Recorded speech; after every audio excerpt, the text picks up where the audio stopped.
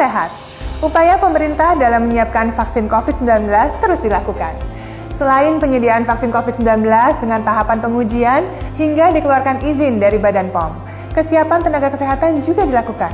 440.000 tenaga kesehatan dan 23.000 vaksinator siap sukseskan vaksinasi COVID-19 hingga ke seluruh daerah. Nah, untuk mengetahui bagaimana persiapannya, saat ini saya sudah bersama dengan Bapak Oscar Primadi MPH, Sekretaris Jenderal Kementerian Kesehatan.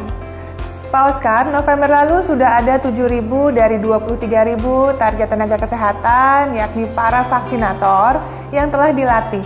Nah, boleh nggak dijelaskan bagaimana sih perkembangannya dan seperti apa modul pelatihannya bagi para vaksinator tersebut? Sampai dengan 5 Desember dari data yang saya dapat ini sudah dilakukan pelatihan sebanyak 12.408 orang untuk 21 provinsi. Nah, sementara workshop penyiapan bagi tenaga vaksinator ini telah dilangsungkan untuk 29.635 orang dari 34 provinsi. Artinya semuanya berjalan sesuai dengan rencana kita dan insya Allah kesiapan itu kita jaga. Dari sisi jumlah proporsional dari semua provinsi akan tercakup. Tentunya modul-modulnya itu kita adaptasi kepada yang selama ini sudah menjadi kurikulum dalam bentuk virtual. Daerah mana saja Pak yang sudah berhasil melakukan simulasi dan bagaimana dengan kesediaan alat kesehatan untuk program vaksinasi massal nanti? Di Kota Bogor, simulasi itu dihadiri Bapak Jokowi sendiri bersama tentunya dengan Pak Menteri Kesehatan. Kemudian di Puskesmas Cikarang Utara, di Bekasi khususnya ya pada tanggal 19 November. Nah, hadir di situ Pak Wakil Presiden kita, Pak Ma'ruf Amin. Artinya semuanya itu memang harus dilakukan seperti ini, baru kita tahu gitu. Ada satu persoalan yang memang harus kita perbaiki, ada masalah yang kurang ya, namanya ini pekerjaan besar ya.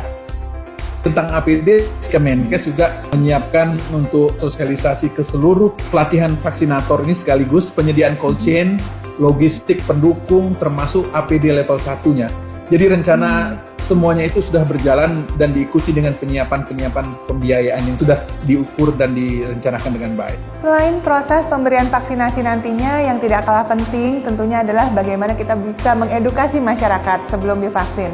Nah, tahapannya nih Pak, apa saja sih yang nanti akan dijelaskan kepada masyarakat dari Dinas Kesehatan, tentunya Kementerian Kesehatan? Sekali lagi, upaya-upaya ini harus sampai ke daerah ya. Teman-teman di Dinas Kesehatan, di Puskesmas, di ujung tombak, di Fasiankes lah yang benar-benar menjadi aktornya nanti. Ya, kita berharap tidak semata-mata pesan yang sulit-sulit diterima masyarakat kita ya. Kalau memang bisa bersifat local wisdom ya, bahasa-bahasa daerah yang bisa disampaikan ke masyarakatnya akan lebih baik. Tapi secara umum dalam konteks ini kita tentunya sudah membuat semacam guidance ya untuk teman-teman mengkomunikasikan itu. Pertama-tama barangkali tahapan kita menginginkan bahwa teman-teman itu paham bahwa betapa pentingnya vaksinasi. Pemahaman kita tentang kehalalan juga sudah kita upayakan penguatan dengan Majelis Ulama Indonesia misalnya. Semuanya itu betul-betul sudah disiapkan oleh pemerintah secara dini dan tentunya akan memberikan penguatan kepada teman-teman daerah untuk dapat mengkomunikasikan dengan baik. Yang ketiga adalah efektivitas daripada vaksinasi. Itu juga harus dikomunikasikan dengan benar ya. Karena sekali lagi vaksin yang efektif itu tentunya untuk melindungi individu dan juga masyarakat dari penularan terhadap penyakit-penyakit dan juga kemungkinan mengalami gejala yang lebih ringan bila terkena penyakit tersebut. Seperti misalnya vaksin influenza. Namun yang tidak boleh ditinggalkan oleh masyarakat kita, dan saya berharap teman-teman daerah juga mengkomunikasikannya dengan baik, bahwa mematuhi kemudian menjalankan protokol kesehatan dengan baik itu adalah paling ampuh dari semua upaya-upaya yang selama ini sudah kita yakini akan memberi perlindungan kepada masyarakat. Berdasarkan program imunisasi di Indonesia yang sejak dulu sudah ada, apa sih yang sebenarnya menjadi tantangan dalam pemberian vaksin ke masyarakat selama ini, Pak? Yang pasti Indonesia besar sekali, sisi keterjangkauan, masih ada daerah-daerah yang disebut dengan daerah terpencil, kemudian daerah perbatasan, daerah kepulauan ya. Salah satu kendala geografis ini yang menjadi persoalan sehingga nakes-nakes kita, vaksinator kita kadang-kadang mempunyai sebuah effort yang luar biasa ya untuk menempuh daerah-daerah yang sulit tadi. kemudian tata kelola rantai dinginnya, cold chain-nya, yang mana kita pahami sendiri kan kalau berkenaan dengan vaksin ini harus ada perlakuan khusus di dalam mendistribusikannya.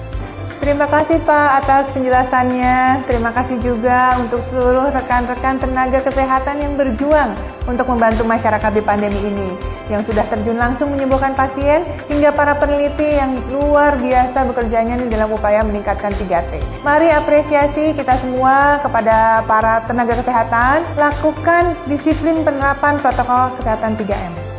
Saling peduli, saling dukung, bersama kita bisa atasi pandemi.